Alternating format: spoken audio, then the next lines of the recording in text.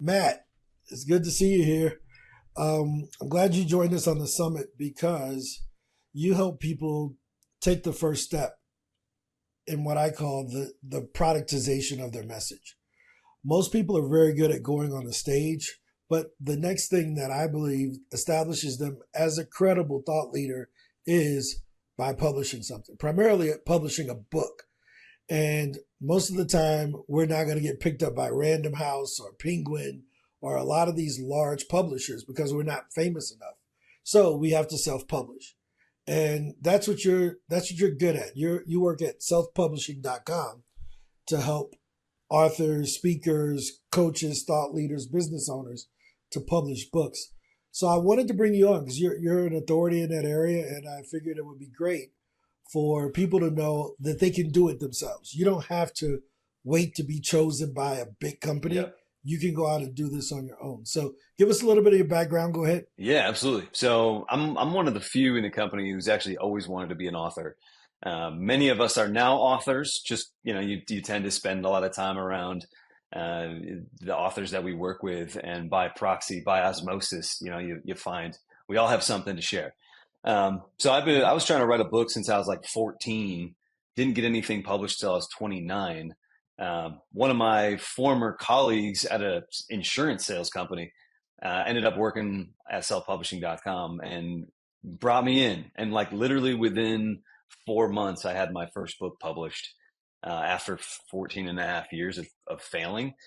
Now, in the last five and a half, a little over 5 years, I've had probably 15,000 conversations with aspiring authors. And yeah, I hear some of the same ideas time and time again, but like actually that's pretty rare. Most people, when we really get down to the focal point of their message, it's unique. And it's like, you can't say the wrong thing to the right person. You can't say the right thing to the wrong person. We all have different right people. We're all trying to teach different things. So I do find that there's a couple of main things that people falter on that based on what I faltered with for 15 years, um, patterns emerged over those 15,000 conversations that hopefully I can shed some light on what doing it right looks like, or what doing it well looks like, versus what floundering like I did for so many years looks like. Hey man, this is your stage. I'm just somebody in the audience that's listening. So Yeah. if you want to get into some of those things that people have done right or done wrong, or, Yeah. you know, frequently asked questions, should have asked questions, whatever you want to talk about, I'm here to have that discussion. Yeah, so I want to speak first and foremost to the creative aspects of our like soul.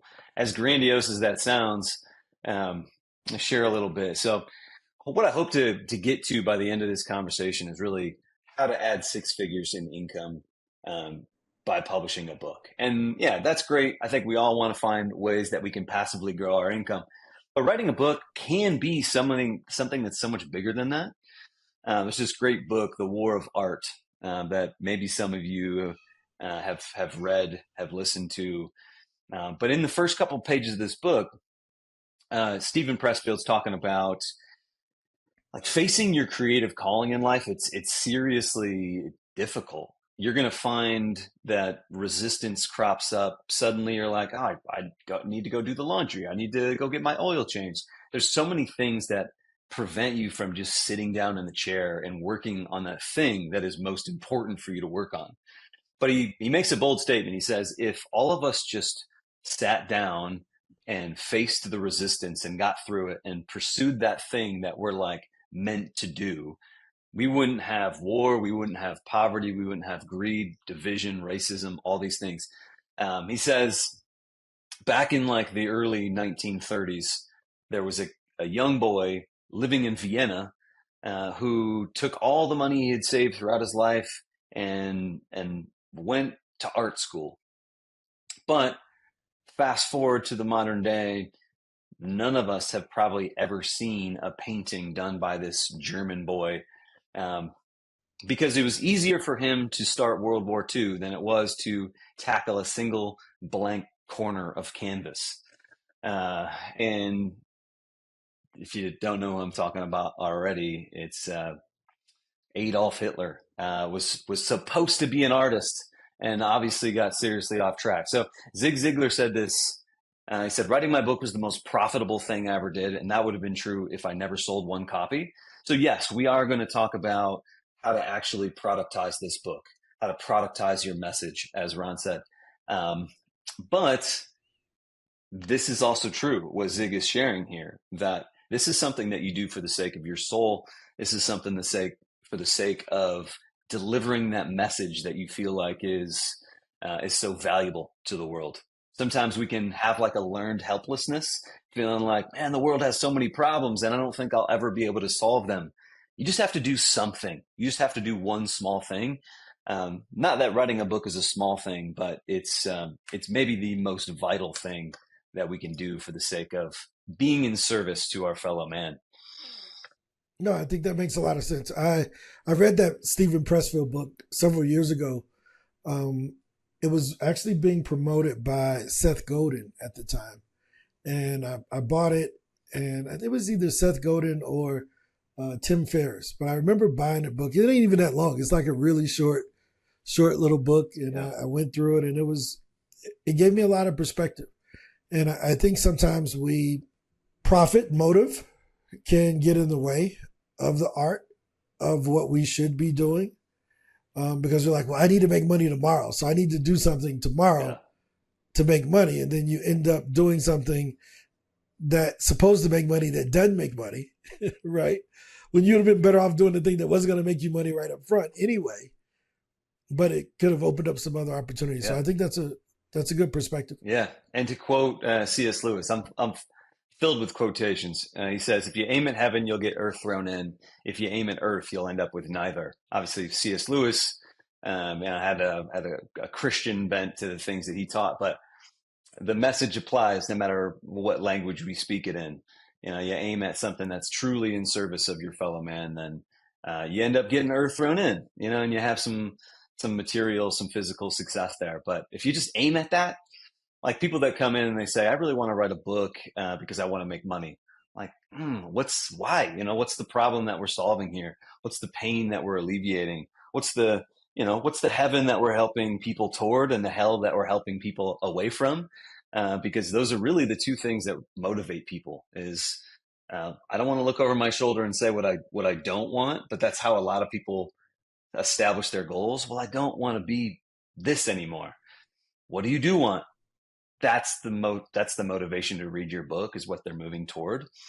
And you're probably, as speakers, you're probably doing this already. I think the reason to do a book, another great book, the one thing by Gary Keller, is what is one thing that you can do right now in your life that will make everything else in your future easier, more successful, maybe even redundant, and you can cut some things out and be less busy. And in the process of writing a book, you effectively crystallize your message in like all facets. And then if you take a chapter, you can turn that chapter into blog posts, podcast interviews, TikTok videos, Instagram videos. It's like take the reproductization of your entire message and then find the little nuggets that'll ultimately be appetizing. The more you give, the more there is. And you really put it all together when you write a book. It's interesting because I always joke about people that have a lot of quotes, right? Especially speakers. But in your case, it's totally acceptable because you help people to write books. So I wouldn't trust somebody who hadn't read a lot of books to tell me that I should be writing a book. It's like you should have like 1 million quotes because you're the book guy. Like, of course. Yeah. Well, and sometimes these cliches, like we hear them and we're just like, we roll our eyes. They've kind of lost their oomph. I feel like behind every cliche is some great wisdom. It's just wisdom that's like lost its potency. So sometimes a quote it's like not going to sit with you because you've heard it so many times. And other times we need to like write our own books or say things in a slightly different way because people are used to hearing it in the same old way. I feel like I wrote, see if it's within reach. Doesn't look like it is. The book, The Detourist. I finished that book and it's one of my latest ones, like 250 pages. And then I was sitting with it like in triumph, holding one of the first copies. And I realized, shoot, you know what this book is? It's 250 pages of me saying It's not about the destination; it's the journey. Like, still a great read, and I love it. But yeah, sometimes a quote is the most surgical way to say something, and sometimes we need to hear it a little different. No, I think that that's cool. So, what are some of the unique ways that you found that speakers are using books nowadays? Yeah, great question. First of all, so a statistic that I saw is that speakers with books are able to charge on average 50% more on speaking fees. So that's a big way. I think when you write a book, I'll give you a couple of case studies. I'll actually share a few books that we've done over the years, so you can visualize this. So first one I'm going to share is this woman. She's like, you can see my screen, right? It's coming up Yep. on your side. So yeah, Lori Williams. She's like a, Well, no, I don't think you shared properly. oh really? What I see is the infinite screen, Oh, I see. right? So whatever, if you had something up beforehand, it showed nothing. It just showed the Riverside screen. So when you do a share, I think you have to pick the app that you're trying to share Mm, from. how's the, I got infinite screens how again about now? on your Mac. There it is. Now I got Lori, but beforehand we had nothing. Oh, shoot. Okay. Well, hey, technology can't always be perfect. No worries. So Lori, she's one. She studied remote viewing for a lot of years. She was going to like small workshops and doing these things with people on a local level. Obviously, we know there's a lot of different types of stages, and for her, it started out pretty small. And then she wrote this book because she really wanted people beyond just her local community to know what she was up to. And she's one where, like, in her life, remote viewing, and maybe it's viewed as this thing that's like a little woo woo, but she had never made more than 40K in a year. Uh, Wrote this book, published it, started giving away ebooks online, driving people to a little bit more of like online workshops as opposed to the in person, like local stuff. Uh, Ended up creating a course to help people do remote viewing, and in a weekend, did a $160,000 product launch. So for her, it was like, imagine making 4 times your annual income ever in a weekend just by building a little bit more of a global audience through your book. That's the first touch lead magnet. Just something that she gave away that built a little bit of credibility. Um, Another play. This is kind of how I've used the detourist. I just mentioned this. I do a lot of gardening, so I think of it in sort of this gardening analogy. You know, at the end of a season, you have all these crops that have just grown, and then you harvest your crops. You eat what you eat, but you preserve a lot of it too. And so you're probably not going to be interested in talking about the same thing forever. You're probably going to want to move on. And writing the book, the preserving the keynote, so to speak, allows you to kind of let the soil rest, figure out what's next for you, move on to future keynotes without like having that chapter in your life, pun intended, just be left to the wayside. So it doesn't need to be a super long book either. I know I mentioned this one's like 250 pages, but 75, 100 pages, those are books too. And I think today's world starting to prefer that more and more, a shorter read. Um, another interesting way, I call this play, the fishing license. But Hayden, tell you a little bit about him. He's definitely got into speaking, but he didn't initially set out to like be a speaker. It's just one facet of the way that he's teaching the things that he wants to teach. He just had graduated from commercial real estate college, or got a commercial or a real estate degree from some college, and was starting to get into it. And people were coming out of the woodwork noticing that he was having some success and driving a nice car, and people were paying attention to some of the things that he was getting and asking him, "Man, what are you doing?" It's like, I'm in commercial real estate. I want to get into commercial real estate. How do I do this?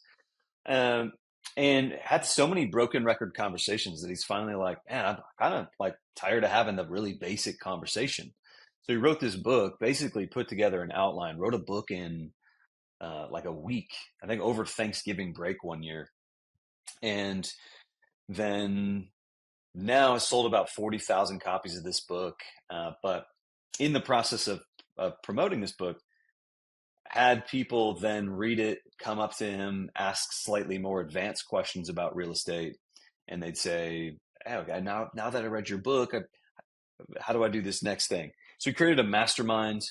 The same thing happened again, like one layer deeper after the mastermind, as people were like, "Hey, all things being equal, how do I decide between a couple of these different properties?"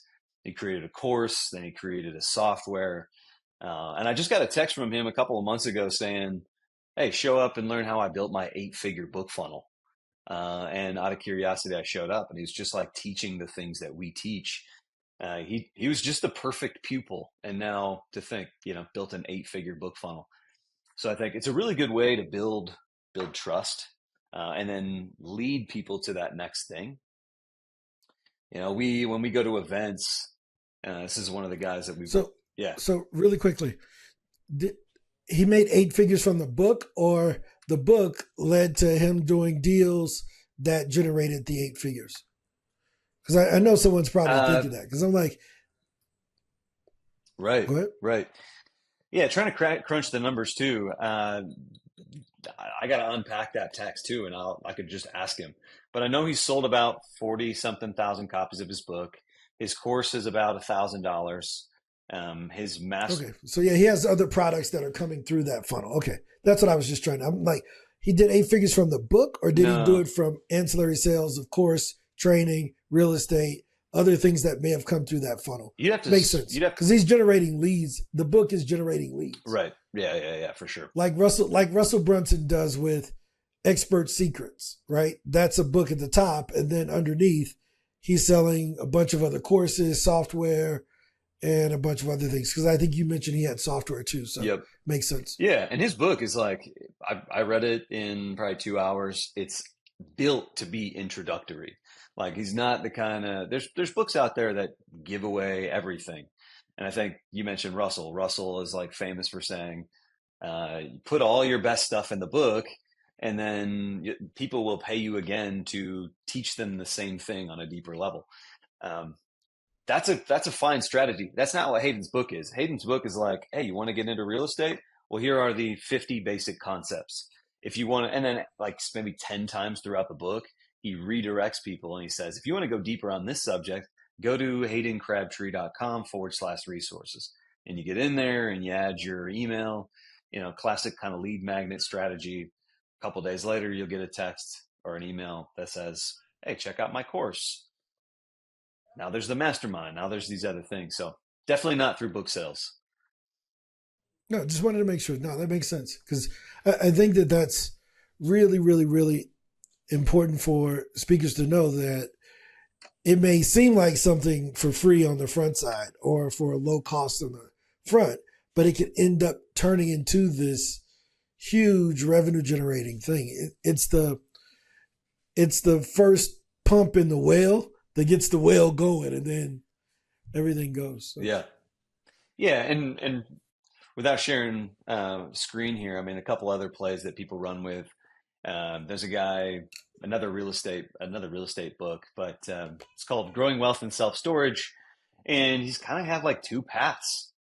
He wants to grow his self storage empire. So people read his book and they either check out some of the private equity options that he has, or they check out his course where they can start buying uh, self storage units themselves.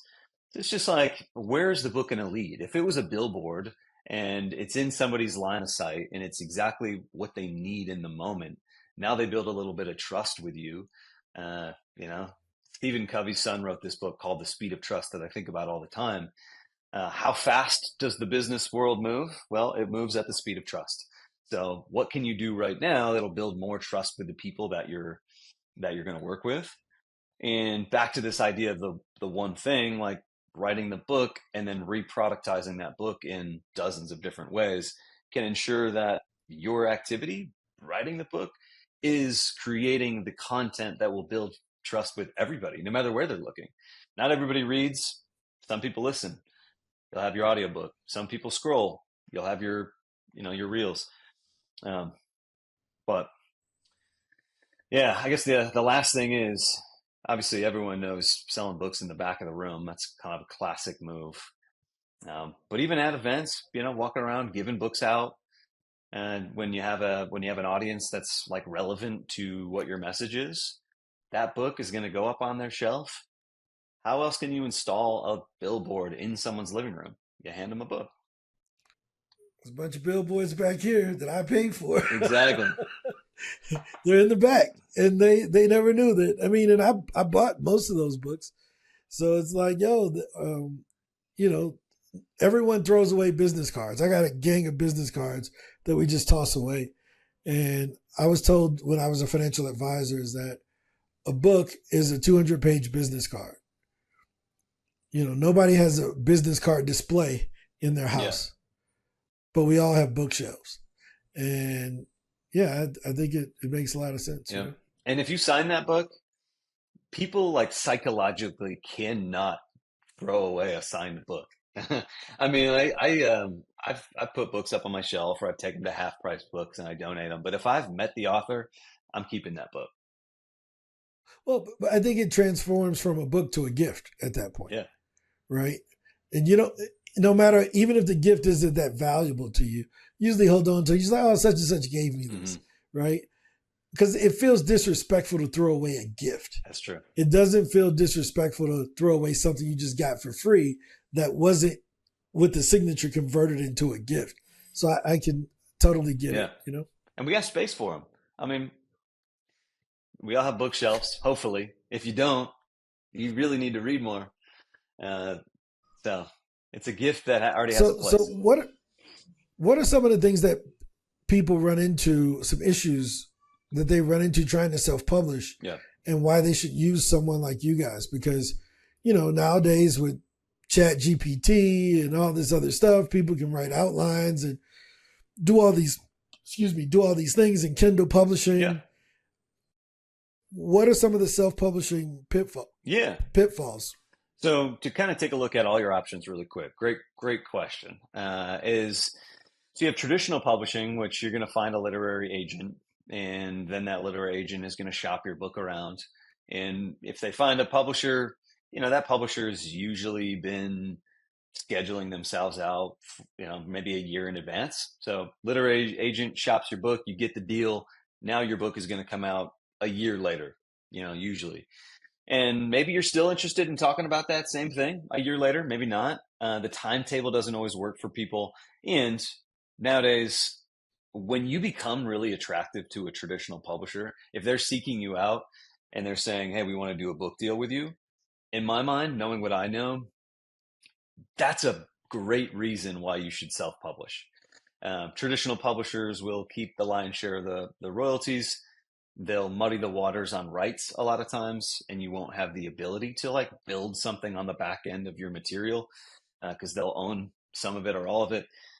And so that leaves you with self-publishing. But pure self-publishing is you got to figure out how to write a book to begin with, which let's not overlook that part. That's still a pretty challenging part of this process. Then you find the editor. Some of them are trustworthy. Most are trustworthy. Get a cover design, get the formatting done, and then you figure out, okay, now I can upload the book. Now, publishing actually for the self-published author is probably the easiest part of this process, which is awesome. I mean, you take a book to Ingram Spark, you take a book to Amazon, you pick your keywords, you pick your categories, you do some SEO stuff, and Amazon has an Ingram. These are like the two main ones that we use. They have boxes that you can check that then will distribute or will push your book to places like Books A Million, to Target, to Walmart, to Barnes and Noble. So if basically anybody's shopping for a book online, just through those two services, you can have your book almost everywhere. Now, the caveat to that is because it's so easy, at the beginning of 2023, we had about 30 million books online. Now, fast forward today, October 3rd of, well, as I record this, 2024, there's like 60 million. So we've doubled books in the last year and a half. So writing the book is the most challenging part, of course. differentiating your book in a pretty competitive marketplace is the next most challenging piece. And so what we do is we help people put together like a book that's actually in a professional format, something that's easy to read, that's easy to digest, that flows well, that builds your ideas well. We publish about 9,000 books. We have cover designers, we have formatters, we have editors, we are the ones that are uploading your books online. We have a lot of tools that we've invested in that can analyze Amazon and the online sort of marketplace and say, people that are in these categories are selling this many books and are making this much profit per month. And we can take a look at what is this like intersection of what people are searching for and your content so that we can align your book online to when people are searching for the answers that you're provided, they can find your book and it's a good match. Then we help you launch it. We help you actually get some marketing in place. So we are, despite being self-publishing.com, grown into maybe a little bit of a misnomer where it's a hybrid publisher. It's like the best of what you get for traditional publishing, the expertise, but you get to keep all the rights, you get to keep all the royalties, you get to keep all the control. And so there's no like engineered dependency on a publisher. And so it's yours. So it's kind of like in the music business, there are record companies, right? And the record company traditionally will offer a record deal, right? And you would lose, you end up changing your name to a symbol like Prince did and writing slave on your face because you're trying to protest to get your rights back down the road. And then on the other side, you could just turn on Fruity Loops, an app on your MacBook, buy a beat offline, and then now you're what they call a SoundCloud rapper, right? But in the middle of there are kind of distribution companies or studios where you're not doing the studio in your house of your own, but you're not funded by a big record company. Self-publishing.com is kind of in the middle of being that place you can go get everything done, get some guidance on how to do everything the right way, but you still own it like you're a SoundCloud rapper, right? But it's professionally done as if it was from Universal Music Group or something of that sort. Absolutely.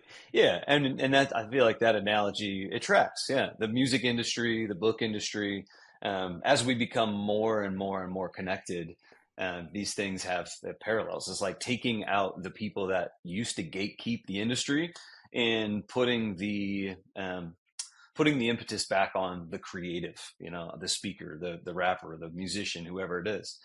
But imagine in that studio, if we're going to keep that analogy going, you have somebody that's going to provide you the best possible microphone. You're going to have lyricists that have a track record of writing their own popular music coming alongside you and saying, here are some of the things that in the last 10 years have been the highest grossing songs. So you have like, yeah, that's like the engineer, right? That's like the engineer guy that's tuning the, working the switchboard or whatever, the soundboard. yep, someone that knows the industry, that knows knows music. Right. So a little bit of the expertise. I think of it as simply put, like a combination of author mentorship and then publishing and marketing services. What are we missing? I think the process, there's things that I could, wax philosophically about that get in people's way, things like fear, uncertainty, and doubt. And there's a place for that. Like we could talk about that, but I think by and large, maybe the most valuable way that we could spend the next 10, 15 minutes is actually like pulling out some pen and paper, and I can walk you through how I have 7 books, how all of my books have been written, and maybe figure out the exact idea that you want to work with. So this will be a little bit more of a stretch where I'm going to dive into it, but yeah, I think you'll come out of this with some legitimate progress made on your book without writing a single word. Maybe be that we're speakers and that you're likely fairly eloquent. If you know your material backwards and forwards, speaking your book is a big thing that people are doing. So in this group, you guys probably fall into 3 main categories. First one is you have no idea what your book would be about. If that's you, then self-identify. Yep, that's me. I have no idea. Or maybe you have too many ideas and you can't really pick which one to start with. If that's you, again, self-identify. Yep, I have too many ideas. And then if those of you who know exactly what your idea is already and you're in this session because you already know what book you want to write, maybe you've already started, great. Um, but for those no idea people, let's start with this. What do your signature talks seem to have in common? Are there themes? Are there common threads? Um, how can you package your expertise for a specific audience? What are the pain points or triggers that cause people to do business with you? Or when you're talking to them, get up on their elbows, lean over the table, and just hang on your every word. What are those things that for better or worse, you've ended up in life with an experience on, with an expertise, and you're the go-to person for it. And like Hayden, what are the broken record conversations that you're routinely having? Because if you're having them with people, then maybe next time someone comes up and asks you that same old question, you can say, you know what, I wrote a book on this. Why don't you check it out? And if you want to talk about some of this stuff after you read the book, then I'm here for that. This could be a really good place to start. Try to identify the idea that you want to work with. Now, if you have too many ideas, consider which one can you write the fastest? Which can you finish the fastest? You have the most content, you have the most life experience. If it's like I could write my memoir and or I could write my business book. Maybe you're kind of like toggling between these two things. You probably have a lot of life experience, a lot of content on both of those things. If the memoir is one that you'll experience a lot of like healing, it'll be very therapeutic. But if you're going to have to maybe relive some of the things that you've gone through, then you might learn to like walk before you run. You might learn to run before you attempt hurdles, meaning learn the process through something that's going to be maybe a little bit more technical, maybe a little less emotional. Although I feel like the emotional healing book is something great for you to write. That might not be the one that you finish fastest because you're taking time to pause and reflect and feel through things. Which one are you most likely to finish based on passion, based on excitement? What are you on fire for right now? And maybe my favorite of the three options here is which book has the greatest synergy with how you want to evolve your life? If you think, what do you want to be doing a lot more of in the future? Coaching on certain subjects, speaking on certain subjects, building a course, whatever that could be, then that book is going to create trust with people that are looking for that. Just like Ron has a bunch of books behind him. He at one point raised his hand with his money and said, I'm interested in this subject. What are subjects that people can raise their hand and they say, I'm really interested in growing in this way, so that you can show up not just with a book, but beyond the book with more, to continue to help them evolve. So once you have your idea, awesome. First thing that we do is we start mind mapping. Now, this is not a new idea. I think the first time I ever mind mapped something was like elementary school. Then what's new about this idea is actually using it. But I'm going to try to make it a little more fun than just thinking of mind mapping. So a couple years ago, I'm talking to my friend Scott, and he lives out in Colorado. He's kind of on like the western side of the Rockies. I think Grand Junction, somewhere in that area. And one morning, Scott's telling me the story. One morning, he's jumping on his dirt bike. He's got his lunch packed, and he's setting out into the mountains on his dirt bike with the goal to see a sight that no man has ever seen and stand in a place that no man has ever stood. Like, I love this goal already. So he jumps on his dirt bike before sunrise, rides for like 6-7 hours, getting a little tired, pulls over in this gorge to have some lunch. He's eating his sandwich and he notices this interesting rock formation, this like organic structure that he sees embedded in the rock. I pulled this image offline. This is not what Scott was seeing, but imagine something like this. Because immediately he realizes at once that he's discovered a dinosaur skeleton. And as he's describing his feeling, I feel like the the the emotion that Scott is feeling in this moment, discovering this dinosaur, is familiar to me. Basically says, you know, I'm super excited about this. I want to share this with as many people as possible. I'm already thinking about, like the winds of fortune that have just blown my way. And what is this going to be? Is this going to be a dinosaur named after me? Am I going to get this thing in a museum? I can't wait to share this with as many people as possible. Obviously, the only problem with that is it's deep in the backcountry. He's like looking at his Garmin. He's like as far off the beaten trail as you can be. And so it's not an easy thing to share, but he can see enough of it to know that more people would be interested. So as an author, as a writer, as a creative, maybe as a speaker, you think when you have that new idea, you recognize this is something I want to share with as many people as possible, but it's in my mind, it's in my heart, it's in my body. It's not something that's like ready to be shared with people. And if we have the same emotion of needing to like unearth the full extent of our ideas, then maybe we can take the same process that an archaeologist or a paleontologist would take unearthing and excavating a dinosaur, just using our books. Um, that's essentially what the mind map is. It's an excavation of all the different things that you feel like are relevant to your idea, little by little. So up here in the top right corner, you'll see an example of a mind map, or at least the design of a mind map, where you write your book idea, your signature talk, your keynote, whatever it is, in the middle of that page, whatever you're going to write a book about. Then around that center bubble, you're going to add everything that you can think of on that topic. So different stories, different examples, different lessons that you've learned, different books that are similar, ideas that you have, anything that feels pertinent. That if you're looking to build the entire skeleton, anything that's even tangentially related to your subject matter.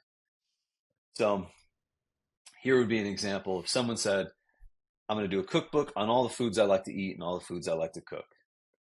And you start taking down, maybe at random, maybe you already have a semblance of categories as you are taking these down, and you're just like following the stream of consciousness. But even if it's just random, you're just dumping onto the page. They don't need to have any rhyme or reason. If it's relevant, add it. Then what you'll do, once you have a feeling like you've taken 10, 20 minutes, you've written down everything that you can think of, then you start to organize it. Now, as a rule of thumb, we like to aim for like 5 sections. Your subject is going to be broken down into 5 broad sections, and then 3 chapters per each section. So obviously really nice and neat and easy to do here. Breakfast, lunch, dinner, dessert, snacks. But once you have it all organized, like I got colored pencils on one of my books, something that I can just circle things and say, this is not 50 things that I'm trying to write about. This is 4 things, 5 things, 6 main big ideas, and just the different iterations of that, or the different examples of those broader ideas. And once you have it organized, then it's easy to look at this whole structure and start building it into sections and start building your outline.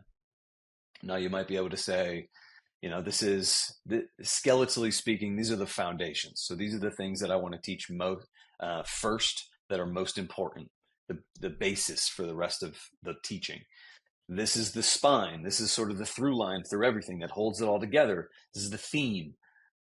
This is the aspects of my book that really give it its bite, and you put this thing together into a skeleton that ideally, prior to ever writing a single word, you have a pretty good idea of what this thing is going to be. You certainly know who the audience is. Maybe you start to see some themes emerge. In my book, The Detourist, prior to ever starting to work on my rough draft, I looked at the skeleton. I looked at all these ideas, and I thought, what these really have in common?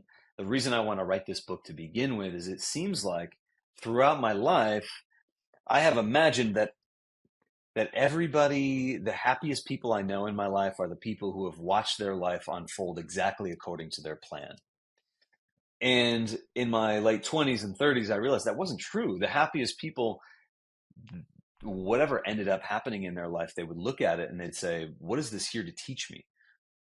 I know this is not happening by accident, whether I am the engineer of this circumstance, or if this circumstance has been engineered for me, it's for my good. So how can I learn? I'm here in earth school, teach me. And those are the people that seem happiest. So recognizing that theme in a lot of the teachings, I named my book The Detourist, because when you're on the detours of life, continue to be a tourist, operate with the spirit of looking around and saying, hey, I'm sightseeing. And that'll help you with your rough draft, tie things together thematically so it feels very cohesive. So the mind map doesn't need to take long, 10, 15 minutes. Building the mind map into the outline can be another 10, 15 minutes.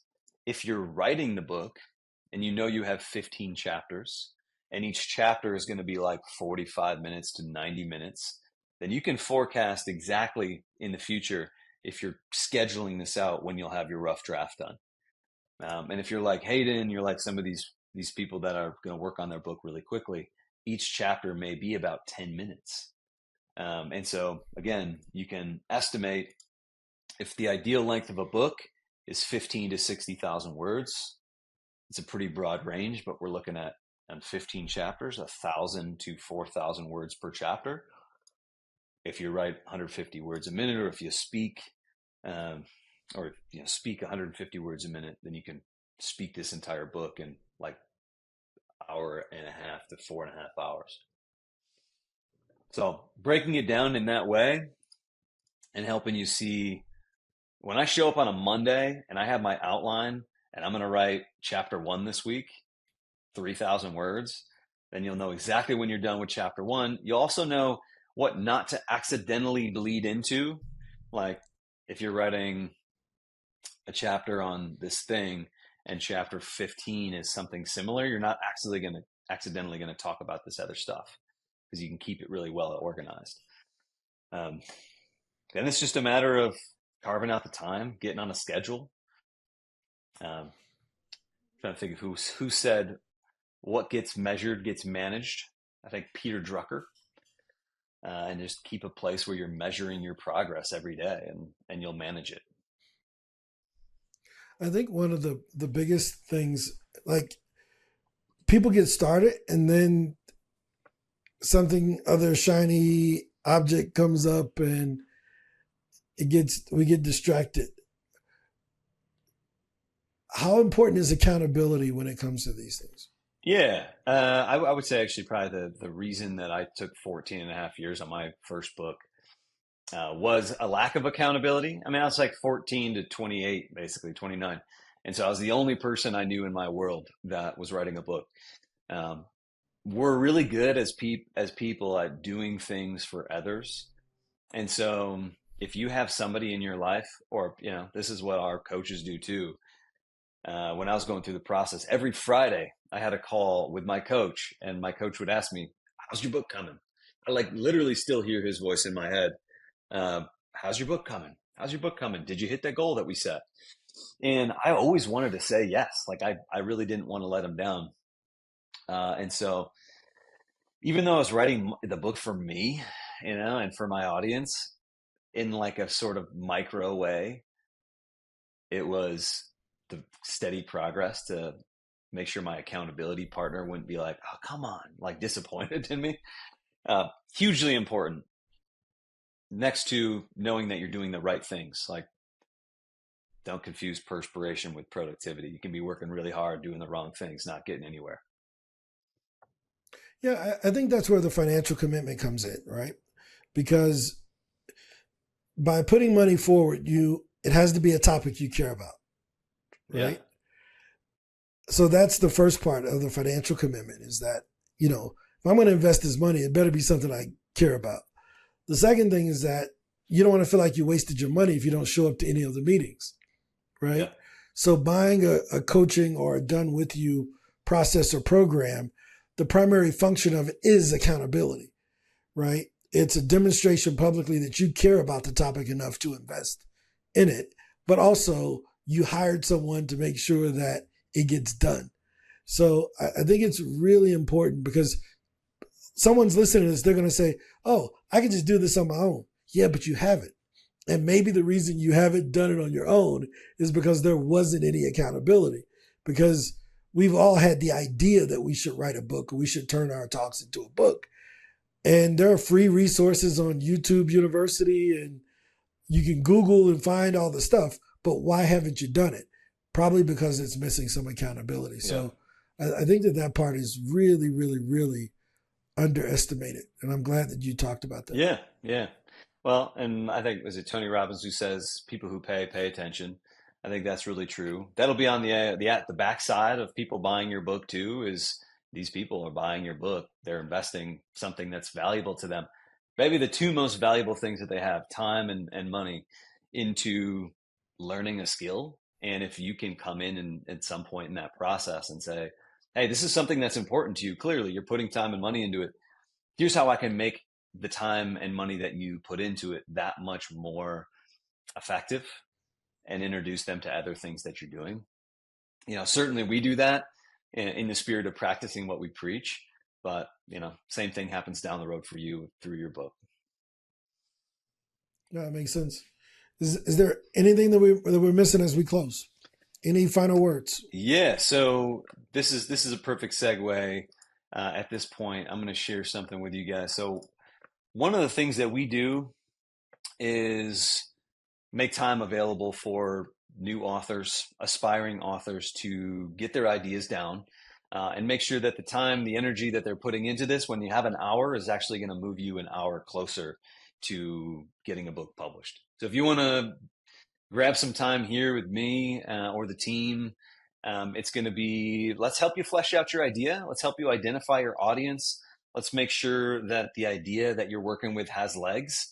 And maybe we help you whittle it down into something that's going to be a very fine instrument for the goals that you have. So selfpublishing.com/event, you'll fill out your name, number, email, and then you can just pick this event from the list. And then we'll make sure that you get with the right person. Maybe you'll hear a little bit more about what we do as a company. I mentioned author mentorship and like publishing and marketing services. I think we covered that well. But selfpublishing.com/event, that'll put you in a position to take a really good next step. After 14 and a half years of struggling, I met with this guy, Jed. He asked me a couple of questions that they never really occurred to me to ask myself.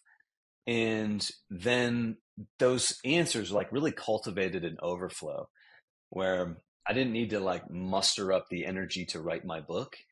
It was just there. It was just clear. And I found myself letting my subconscious go to work on it. So every morning when I was sitting down and writing, it was like, I knew exactly what to do. Like you, I've got family, I've got people that I want to spend time with. I got hobbies, other things that I'd like to be doing, spending my time on, not time to waste. And so that'll be time.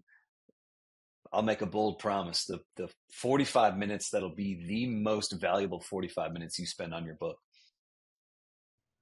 No, it's incredible. Well, guess what I got? I got this. Nice. Yes. That's it. I know this. You know this book, right?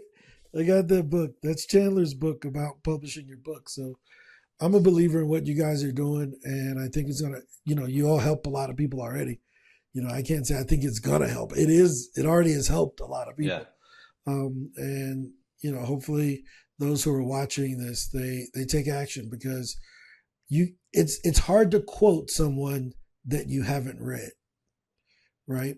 So usually when we hear someone say something, we don't write it down, so they're not quotable, or we paraphrase what we heard, right? But when we get it out of a book, we can go and underline it and get the exact quote, right? And I always want to be quotable. I want people to be able to say, yeah, Ron said that, right?